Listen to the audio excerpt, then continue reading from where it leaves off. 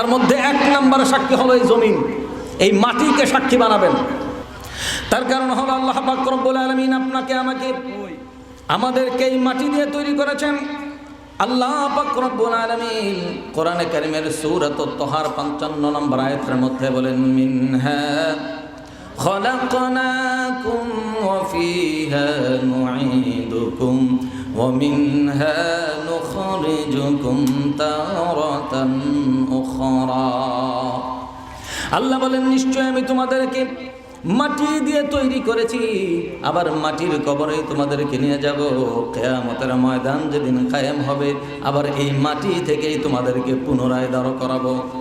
আল্লাহ পাক এই মাটি দিয়ে আমাদেরকে তৈরি করেছেন, মাটির পৃথিবীর মধ্যে বসবাস করার জন্য ছেড়ে দিয়েছেন। মাটির মধ্যে বসবাস, মাটির মধ্যে ঘর বাড়ি অট্টালিকা তৈরি করি, আবার জীবিকা নির্বাহ করার জন্য এই মাটি থেকে এই ফসলগুলো আমরা উৎপাদন করি। চিল্লায়ে বলেন ঠিক কিনা?